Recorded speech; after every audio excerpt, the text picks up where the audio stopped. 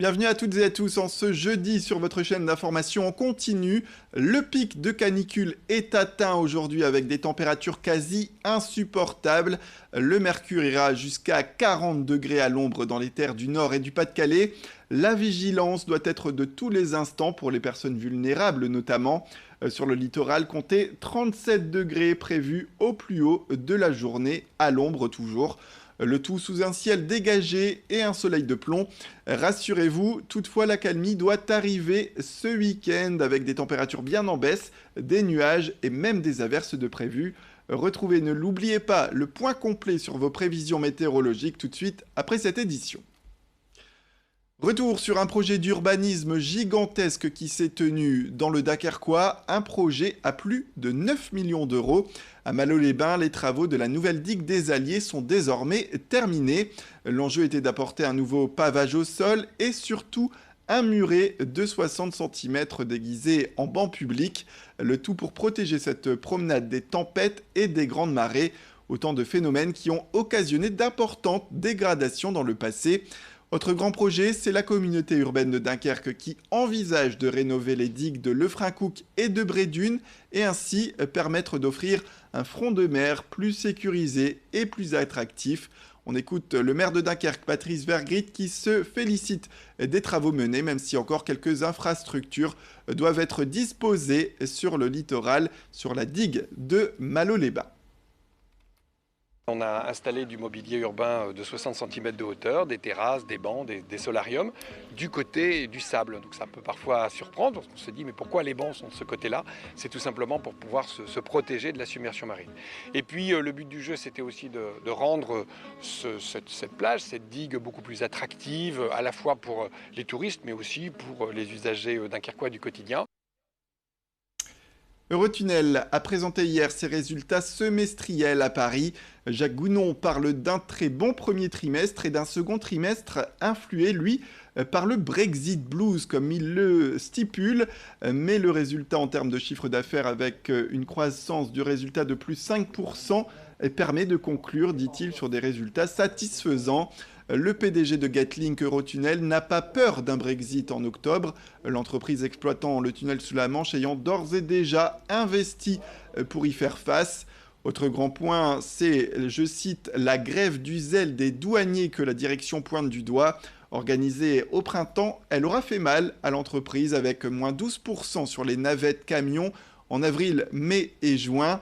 Le président directeur général de l'entreprise exploitant le tunnel sous la Manche réclame ainsi 10,6 millions d'euros à l'État en compensation. Il reste néanmoins optimiste quant à l'avenir de l'activité malgré le Brexit. On l'écoute toujours à ce sujet. Quel que soit le Premier ministre, et y compris pour Boris Johnson, ce qui est intéressant, c'est qu'il va y avoir un gouvernement britannique qui va prendre des décisions. Ce que le monde économique n'aime pas trop, c'est l'incertitude, c'est de savoir, ou ne pas savoir plutôt ce qui va se passer.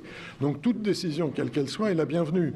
Et nous sommes prêts, nous avons investi de façon assez significative pour préparer le Brexit au mois de mars. Il n'a pas eu lieu, très bien, mais on est prêt pour le mois d'octobre. Donc on n'a aucune difficulté. On a mis en place des places de parking supplémentaires, on a mis en place des outils technologiques, on a renforcé notre coopération avec les douanes françaises et britanniques, et les uns et les autres, nous sommes prêts, donc il n'y a aucun souci à cet égard.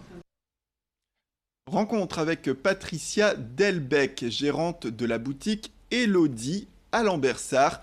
La gérante a été récompensée hier par Éric Mertz, président de la Fédération nationale de l'habillement, pour son implication dans le programme Dressing du cœur.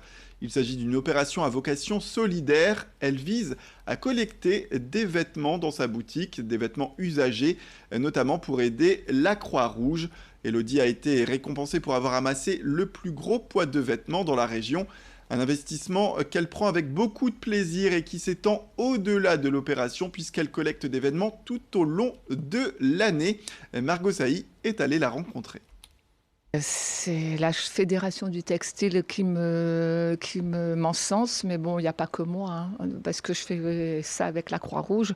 Et c'est surtout grâce à eux que je récupère énormément de vêtements. Et un grand merci aussi surtout à ma clientèle. Sans ma clientèle, je n'aurais pas des tonnes de vêtements que je récupère à longueur d'année. Donc c'est pour me remercier de stocker les vêtements et puis de faire la publicité pour récupérer pour les nécessiteux, les sans-abri et les sinistrés pour la Croix-Rouge. Voilà. En France, on consommerait 30 litres de bière par an, mais dans le Nord, le chiffre doit être en augmentation peut-être. Inscrite dans la culture historique des Flandres, la bière est considérée comme un atout typique des Hauts-de-France. Il y a une dizaine d'houblonniers dans le secteur des Flandres intérieures, le Mont de Flandre et le Pas-de-Calais. Chaque année, sur ce secteur, ce sont environ 50 quintaux de houblon sec qui sont produits. Riquier Thévenin s'est lancé, lui, comme houblonnier au printemps, au mois d'avril 2019. La particularité, c'est de vouloir produire pour les brasseries locales, mais surtout en bio. Lucille Berthe-Constant est allée le rencontrer. Au Mont d'Eka, à Gottswaldveld, au milieu des champs, poussent des plants pas comme les autres. C'est une houblonnière bio. Riquier Thévenin s'est lancé dans la production de houblon au printemps 2019.